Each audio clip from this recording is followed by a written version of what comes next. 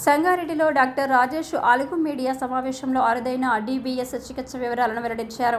Deep brain stimulation చికిత్స కోసం అత్యాధునిక పరికరాలతో యశోద హాస్పిటల్స్ హైటెక్ సిటీ యూనిట్ సిద్ధంగా ఉందని యశోద హాస్పిటల్కు చెందిన డాక్టర్ రాజేష్ ఆలుగు తెలిపారు. సంగారెడ్డి IMA హాల్లో ఏర్పాటు చేసిన మీడియా సమావేశంలో ఆయన మాట్లాడుతూ పార్కిన్సన్ వ్యాధి పట్ల జాగ్రత్తలు, వ్యాధి లక్షణాలు, వ్యాప్తి గురించి వివరించారు. PDMRC కేసులను విజయవంతంగా నిర్వహించినట్లు వెల్లడించారు. చికిత్స అనంతరం కోలుకున్న పార్కిన్సన్ రోగుల వీడియోలను ప్రదర్శిస్తూ సరైన సమయంలో సరైన వైద్యం తీసుకుంటే మంచి ఫలితాలు సాధ్యమని తెలిపారు.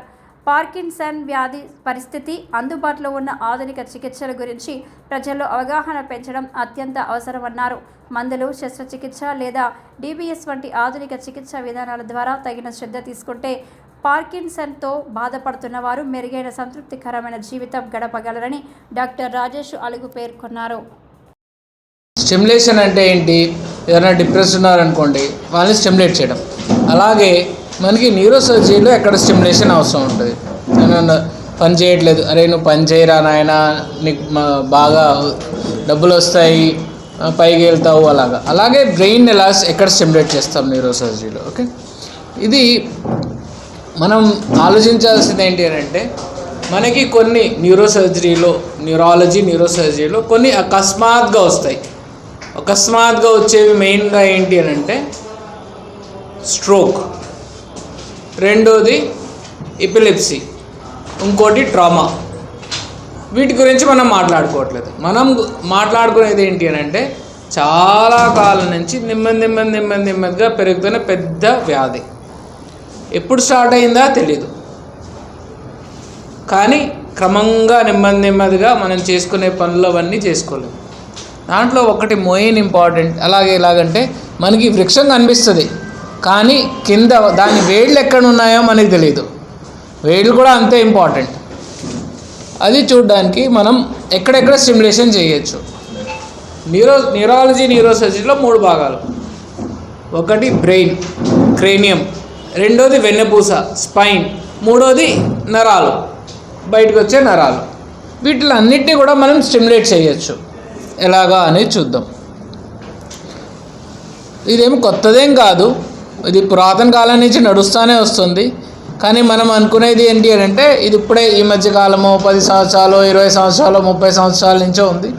ఈ స్టిమ్యులేషన్ అనేది ఎప్పటి నుంచో ఉంది. ఇప్పుడు ప్రస్తుతానికి మనం మాట్లాడేది డీప్ బ్రెయిన్ స్టిమ్యులేషన్ గురించి అంటున్నాం. డీప్ బ్రెయిన్ స్టిమ్యులేషన్ కొన్ని వ్యాధులకి అప్రూవల్ ఉంది, FDA అప్రూవల్ ఉంది. అవి ఏంటి అని అంటే first Parkinson's disease, dystonia, essential tremor, epilepsy, obsessive compulsive disorders, తర్వాత కొన్ని రకాల సైకియాట్రిక్ డిసార్డర్స్ కూడా, డిప్రెషన్కి కూడా ఇది ఇప్పుడు దాకా దాని మీద చాలా రీసెర్చ్ నడుస్తుంది. కొంతమందికి ఎక్కువ తినే ప్రాబ్లం ఉంటుంది, వాళ్ళకు నడుస్తుంది. తక్కువ తినే ప్రాబ్లం వాళ్ళకి నడుస్తుంది. వేరే వాటికి చాలా తెలుస్తుంది. సో పార్కిన్సన్స్ డిసీజ్ అనేది దాని మీద మనం మెయిన్గా కాన్సన్ట్రేట్ చేద్దాం. పార్కిన్సన్స్ డిసీజ్ అనేది మనకి సామాన్యంగా తెలిసేది ఏంటంటే వణుకుడు వ్యాధి. అలాగే ఇంకోటి వణుకుడు వ్యాధి అనేది ఎసెన్షియల్ ట్రెమర్. రెండిటికి చాలా వ్యత్యాసం ఉంది. పార్కిన్సన్స్లో వచ్చేది ఒక వణుకే కాదు, దాంతోపాటు వాళ్ళకి ఏమవుతుంది అని అంటే చేతిలో కాళ్ళు గట్టిపడిపోతాయి. ఇంకోటి ఏంటి అని అంటే వాళ్ళ పని చేసే విధానం చాలా స్లో అయిపోతుంది, బ్రాడీకైనేసియా అని అంటాం. ఓకే, ఇవి 3 ఉంటాయి. వణుకుడు వ్యాధిలో ఓన్లీ వణుకుడే ఉంటుంది. సో వాళ్ళు అంతా దాని మీద ఎలాగో నెట్టించుకుని వచ్చేస్తారు. కానీ పార్కిన్సన్స్ డిసీజ్తో ఇవి 2 వచ్చేటప్పటికి వాళ్ళు నడవలేరు, వాళ్ళు సైన్ చేయలేరు, రాయలేరు, ఆలోచన స్లో అయిపోతుంది. సో ఇవన్నీ ఉంటాయి. సో దీనికి ట్రీట్మెంట్ ఏంటి? సో ట్రీట్మెంట్ ఫస్ట్ అన్ని పార్కిన్సన్స్ డిసీజ్కి మందుల్లో మెయిన్ అనేది ఏంటంటే డోపామిన్ అనే ఒక కెమికల్ బ్రెయిన్లో తగ్గిపోతుంది ఈ వ్యాధి ఉన్న వాళ్ళకి. ఆ డోపామిన్ని రీప్లేస్ చేయడం, లేకపోతే డోపామిన్ ఏదైతే పని చేస్తుందో ఆ పని చేయగలిగే వేరే మందులను ఇవ్వడం. డిసీజ్ మొదలైనప్పుడు మనం మందులు ఇస్తే వాళ్ళు ఆల్మోస్ట్ నియర్ నార్మల్గానే ఉంటారు. రోజుకి 2-3 టాబ్లెట్స్ చేసుకుంటారు, వాళ్ళ పనులు వాళ్ళు చేసుకుంటారు, ఇంటి పనులు బయట పనులు చేసుకుంటారు. జనాలకి తెలియదు. ఇలాగా 2-3 సంవత్సరాలు బాగానే నడుస్తుంది.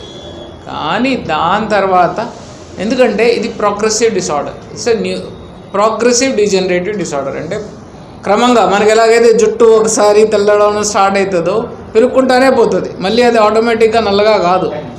అలాగే ఈ వ్యాధి కూడా క్రమంగా రోజు పెరుగుకుంటానే పోతుంది, ప్రతిరోజు, ప్రతి వారం, ప్రతి నెల, ప్రతి సంవత్సరం పెరుగుకుంటానే పోతుంది. సో ముందైతే మందులు ఏదైతే పనిచేస్తున్నాయో అవి కొన్ని రోజుల తర్వాత పనిచేయడం మానేస్తాయి. పనిచేసినా కానీ కొంచెం తక్కువ టైం వరకు పనిచేస్తాయి. చేసేటప్పుడు మందులు సైడ్ ఎఫెక్ట్స్ వాటికి ఉంటాయి. అప్పుడు ఏమవుతుంది అని అంటే లాస్ట్లో మందులు వణుకు కోసం మనం మందులు ఇస్తాం. సో మందులు సైడ్ ఎఫెక్ట్గా డాన్సింగ్ మూమెంట్స్ వస్తాయి. సో అది కూడా సైడ్ ఎఫెక్ట్, మందులు సైడ్ ఎఫెక్ట్. సో ఇప్పుడు ఇంకేమవుతుంది, అడ్వాన్స్ పార్కిన్సన్స్లో ఇక్కడ ఈ పేషెంట్స్ చూస్తున్నారు కదా, ఆమె ఉంది, ఇంకో ఆమె ఇంటి బయటకు కాదు, ఆమె వాళ్ళ ఇంట్లో బెడ్రూమ్ నుంచి డైనింగ్ రూమ్కి వెళ్ళడానికే ఆమెకి రెండు సంవత్సరాల వరకు వెళ్ళలేదు ఆపరేషన్ చేసే కంటే ముందు. ఆమె అలాగా ఇంకా మాట పలుకు లేకుండా ఉంది. మందు వేస్తే ఇక్కడ ఆమె ఏదో మాట్లాడుతుంది, ఆమెకే అర్థం కావట్లేదు. ఈ పేషెంట్ మందు ఎఫెక్ట్ లేదు అని అంటే ఆమెకి చేతులు కాళ్ళు ఎంత బిగ్గుబెట్టిపోయి ఉంటాయి అని అంటే, ట్రెమర్ ఉంది, వణుకలాగో ఉంది, కానీ ఆ చేతులు కాళ్ళు బిగ్గుబెట్టిపోయి ఉన్నప్పుడు ఆమెకి ఇద్దరు మనుషులు, వాళ్ళ హస్బెండ్, వాళ్ళ ఫాదరు ఆ చేతులు కాళ్ళు ఇలా రిలీజ్ చేస్తూ ఉంటేనే ఆమెకి కొంచెం మంచిగా అనిపించేది. ఓకే, ఇంకో మెయిన్ ఇంపార్టెంట్ ఏమవుతుంది అని అంటే పార్కిన్సన్స్ డిసీజ్ వ్యాధి ఉన్న వాళ్ళకి హ్యాండ్ రైటింగ్ మారిపోతుంది. దాన్ని మైక్రోగ్రాఫియా అంటారు. క్లాసికల్గా డిస్క్రిప్షన్ అనేది మైక్రోగ్రాఫియా అంటే ఇంత పెద్ద అక్షరం రాసేవాళ్ళు ఇంత చిన్నగా రాస్తారు. ఏమవుతుంది, మీరు ఏదైనా చేయండి, బ్యాంకుకి వెళ్ళి మీ ఆ సంతకం పెట్టారనుకోండి, మీ సంతకం రిటర్న్ వాళ్ళు ఒప్పుకోరు.